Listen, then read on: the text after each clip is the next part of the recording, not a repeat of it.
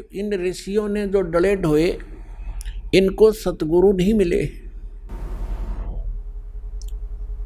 इन ऋषियों ने जो साधनाएं की, एक तो वेदों को आधार माना और वेदों को समझ नहीं सके, क्योंकि परमेश्वर ने आकर स्वयं बताया है कि गुरु बिन काहू न पाया ज्ञान, जो थोथा बुस छेड़े मूढ़ किसाना।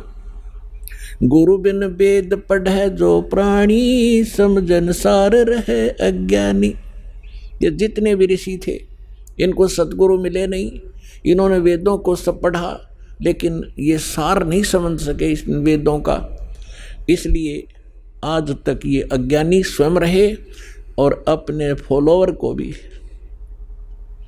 उसी अज्ञान से परिपूर्ण कर दिया, और जिसका खामियाना आज तक ये मानव समाज भोग रहा है, भर रहा है। परमात्मा आए, उनको रिजेक्ट करवा दिया नकली ऋषि, महर्षि और मंडलेश्वरों ने, ये कहकर के ये ज्ञानी है, अशिक्षित है, क्या जाने वेदों और ग्रंथों के गूढ़ रहस्यों को, संस्कृत आती नहीं।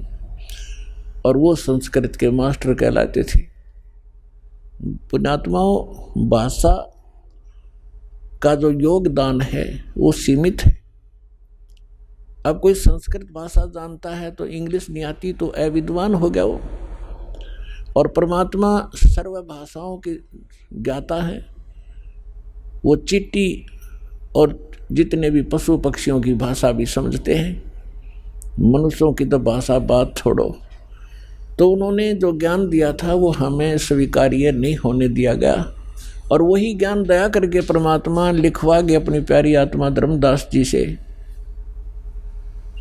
और वो आज हमारे लिए प्रमाण है। उनके अंदर लिखा हुआ वही ज्ञान आज हमारे उन आदरणीय सदग्रंथों में विद्यमान है, जिनको हम सत्य माना करते थे, श्रोधार्य मानते थे, वेद गीता पुराणों के अंदर। तो वो भगवान थे अशिक्षित होते हुए, और इन सब ग्रंथों का के अंदर का ज्ञान वो हमें बताकर चले गए सिंपल लैंग्वेज में। तो वो भी भाषा है, एक संस्कृत भी भाषा है। भाषा का काम अपने विचारों को दूसरे तक पहुंचाना मात्र होता है। अब जैसे संस्कृत भाषा में सभी जो हमारे पूर्व के धर्मगुरु थे, हिंदू धर्म के धर्मगुरु, वो केवल संस्कृत भाषा ही बोला करते थे। सदग्रंथों को उन्होंने रट रखा था, चारों वेदों को भी घोट लिया था, चतुर्वेदी कहलाते थे। 3 वेदों को भी कंठस्थ याद कर लिया था, त्रिवेदी कहलाते थे। लेकिन कख भी पता नहीं था, वो तो गधे की तरह लद्दे अंडे थे। जैसे परमात्मा कहते हैं, पीठ मनुखा दाखल दिए कर्रा खात बबूल। जैसे ऊंट के ऊपर मनुखा दाख लाद रखी थी, और वो स्वयं झाड़ों में मुंह फुड़वा रहा है, और उसके पीठ के ऊपर कितनी अनमोल वस्तु रखी है, कितनी मीठी वस्तु रखी है, उसका उसे ज्ञान नहीं।